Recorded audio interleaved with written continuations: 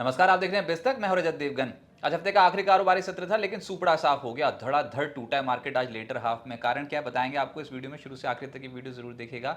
लेकिन अंतर्राष्ट्रीय संकेतों में देखिए, हम एक दिन की छुट्टी के बाद लौट रहे थे, तो हमको इंटरनेशनल मार्केट्स पे ज़्यादा डिपेंड करना था। एक दिन पहले देखते तो गिफ्ट निफ्टी बहुत ज़्यादा वोलेटाइल हो गया था और ऐसा लग रहा था कि आज बाजार बिल्कुल फ्लैट ओपनिंग देगा।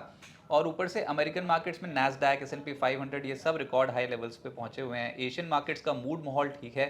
हमारे मार्केट्स को सांप सूखा हुआ है। एकदम से ऊपरी स्तरों पर जो बिकवाली हुई है आज 3 बजे के बाद, उसने चौंका दिया ट्रेडर्स को। और मेजरली तो ये MSCI रीबैलेंसिंग का असर था।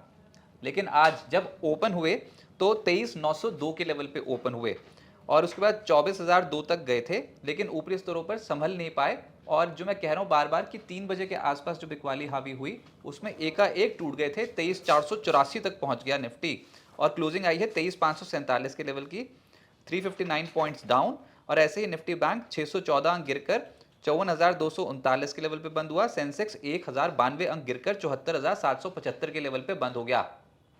और दिक्कत तो ये हो रही है ना कि बाकी मार्केट्स को देखो तो थोड़ी ईर्ष्या हो रही है, क्योंकि अमेरिकन मार्केट्स में नैस्डैक, S&P भागी चले जा रहे हैं। AI कंपनियों के स्टॉक्स में इतनी धाकड़ मूव देखने को मिल रही है और एशियन मार्केट्स में भी बिल्कुल पिछड़ के रह गया मार्केट। अब आज के सत्र की बात देखो ना, ये जो दोपहर को मैं बोल रहा हूँ MSCI रीबैलेंसिंग का असर देखने को मिला था, लेकिन वो भी चलो एक बात थी। उसमें भी 3 बजे के आसपास जो बिकवाली हुई है मेजरली तो उसी वजह से हुई है। लेकिन हमारी कोई ऐसी भी कोई ट्रिगर नहीं था जिसकी वजह से हम कोई पॉजिटिव सोच पाते। ये था कि एक दायरे में रह सकते थे, तो जाते जाते एकदम से बियर अटैक हुआ आज मार्केट में और बहुत सारे स्टॉप लॉसेस कटते चले गए। और ये चार्ट्स पे आपको साफ तौर पे नजर आ रहा है। ये जो आखिरी वाला 3 बजे वाला जो सेशन था वो भयंकर था मार्केट्स के लिए, और मंदी करने वाले बहुत ही जोश में आ गए और धड़ाधड़ बिकवाली शुरू कर दी और बहुत ही शार्प फॉल थी जिसको संभाल पाना मुश्किल हो रहा था। अच्छा, और वैसे भी ये जो ईरान और US के बीच में टेंशन हो रही है, कभी हाँ कभी ना वाली बातें हो रही हैं। और इस बार भी जो आखिरी स्टेटमेंट आई थी उसमें ये कि 60 दिनों का एक्सटेंशन सीज फायर को मिल सकता है। लेकिन सीज फायर का करें क्या, दोनों आपस में भिड़े पड़े हैं, हमले तो हो ही रहे हैं, तो उससे भी कुछ राहत तो मिल नहीं रही थी। ऊपर से अगर आप डेली चार्ट्स देखोगे तो निफ्टी पिछले कुछ दिनों में चलने की कोशिश कर रहा था। अच्छे भले 24,000 के लेवल के ऊपर टिक सकते थे, लेकिन नहीं हो पाया भाई। आज तो बस बच गए बाल बाल। ये 23,500 का लेवल किसी तरीके से बचा लिया, लेकिन बहुत बुरे हाल हैं। डेली चार्ट्स पे भी आप सभी एवरेजेस के नीचे आ गए हो।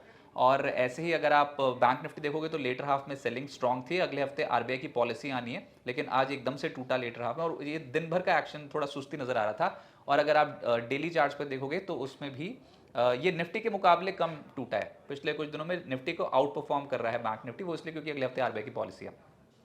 पर मूड खराब हो गया और आज के सत्र में 7 शेयर्स मात्र चढ़े हैं, निफ्टी के 43 गिरे और ब्रॉडर मार्केट्स पे 1,145 शेयर चढ़े हैं, उसके मुकाबले 2,171 शेयर गिरे हैं, यानी कि 1:2, एक बढ़ने वाले शेयर के मुकाबले 2 गिरने वाले शेयर्स थे।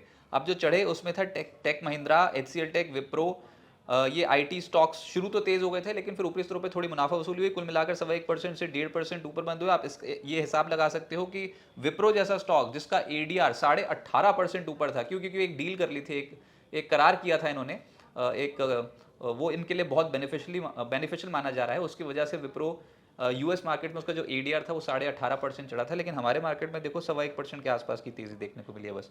अच्छा, फिर नेस्ले, LNT जैसे स्टॉक भी 1% चढ़ गए। गिरने वालों की तो भरमार है, जितना पूछोगे उसमें लालम लाल ही नजर आएगा मामला। तो उसमें power grid, Indigo, ONGC, max health, Eicher मोटे जैसे स्टॉक 0.25% से 4% लुढ़क गए। निफ्टी वाले स्टॉक हैं, ऐसी हालत थी।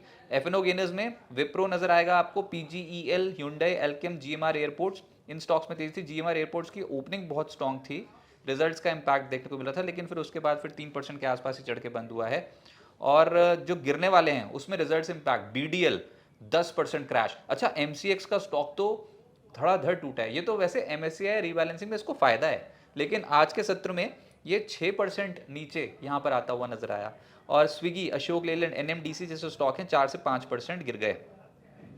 मिड कैप गेनर्स में सुप्रिया लाइफ साइंसेज नजर आया, ब्रेकआउट था, बहुत धाकड़ मूव। रिजल्ट्स का इंपैक्ट था, 20% अपर सर्किट पे लॉक हो गया। नेटवेब 15% ज्यादा चढ़ गया। वोकहार्ट 14.5% चढ़ा है। रिलैक्सो, आशापुरा, इन सबको देख के मन में लालच आ रहा है।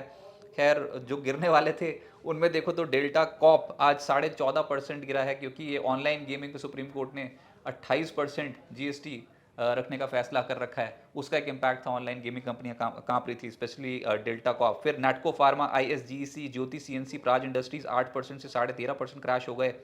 सेक्टर IT था, IT में हल्की खरीदारी हुई अगर बाजार की सेहत ठीक होती तो शायद और चल जाते, क्योंकि इंटरनेशनल मार्केट्स में आईटी स्टॉक्स बहुत ज़बरदस्त हैं, सॉफ्टवेयर कंपनियां बहुत अच्छा कर रही हैं, लेकिन यहाँ पर हमारे यहाँ से नहीं हो पा रहा। अच्छा, और करार की खबरें भी आई थी आज बहुत सारी, एआई को लेकर भारतीय कंपनियों ने विदेशी कंपनियों के साथ बहुत सारे करार भी किए हैं। अच्छा, एक और यहाँ पर बात यह है कि एंथ्रोपिक का जो वैल्यूएशन है वो अब ओपन एआई से ज़्यादा हो गया है, ये भी खबर आ रखी थी। तो आईटी में आज LTM, Coforge, Persistent, Tech Mahindra, HCL Tech, ये सब स्टॉक्स चढ़े हैं 1.5% से 2.25%। बाकी सब गिर गए। ऑयल एंड गैस में अदानी टोटल गैस जो पिछले कुछ दिनों में चल रहा था, आज भी चल रहा था, लेकिन ऊपरी स्तरों पर बहुत तगड़ी बिकवाली हो गई।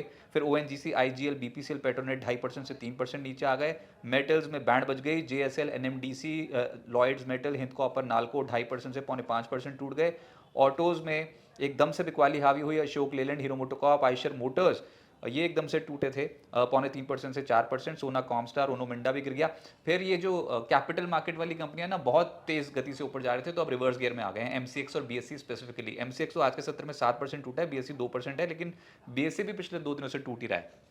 आनंद Rathi, Motilal Oswal, financial services, HDFC, AMC, ये सब स्टॉक्स नीचे आ गए। डिफेंस कंपनियों में BEML, Axis Gates, BDL, Kochi shipyard, Paras defence 3% से 6% धड़ाम। फिर फाइनेंस में LIC housing finance, ICIC general insurance, Bajaj finance, HDFC life और बीएससी जैसी जो कंपनी है, इनके स्टॉक्स में आज के सत्र में गिरावट देखने को मिली।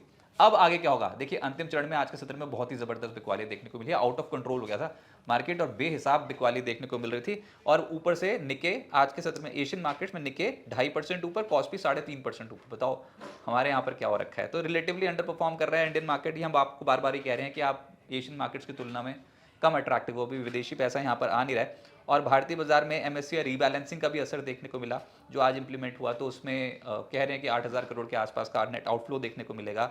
एमएससीआई ग्लोबल स्टैंडर्ड इंडेक्स जो है वो भारत में उसका जो वेटेज है, भारत का जो वेटेज है इस वाले इंडेक्स में, वो लगभग 12% के आसपास है, 12.3% के आसपास। ज़्यादा चेंज नहीं है पिछली बार अगर कंपेयर करें तो। लेकिन प्रॉब्लम है ये एमएससीआई इमर्जिंग मार्केट इंडेक्स में भारत का वेटेज अब 11.9% हो गया है। पिछले कुछ साल पहले अगर देखते इसे, मेरे ख्याल से 2020 के आसपास, तो ये 20% के आसपास था।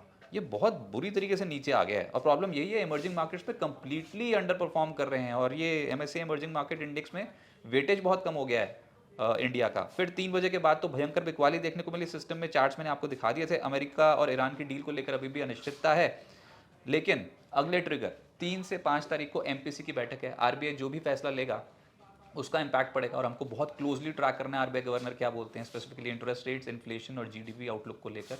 और दूसरा जो है 1 से 4 जून को अमेरिका का जो डेलीगेशन है वो भारत आ रहा है और हो सकता है कि ट्रेड डील के ऊपर, इंटरिम ट्रेड डील के ऊपर कुछ फ्रेमवर्क तैयार करने की बात हो, तो वो भी एक पॉजिटिव ट्रिगर बन सकता है। तो हर बार नेगेटिव नेगेटिव की सोचे, कुछ पॉजिटिव भी सोचेंगे। गिरते बाजार में फिर निचले स्तरों पे अगर शेयर्स मिल जाएं तो फिर खरीदने का भी तो मौका बनता है। लेकिन आज अचानक से ऑफ गार्ड हो गए थे, इतनी बिकवाली का कुछ अंदेशा नहीं था।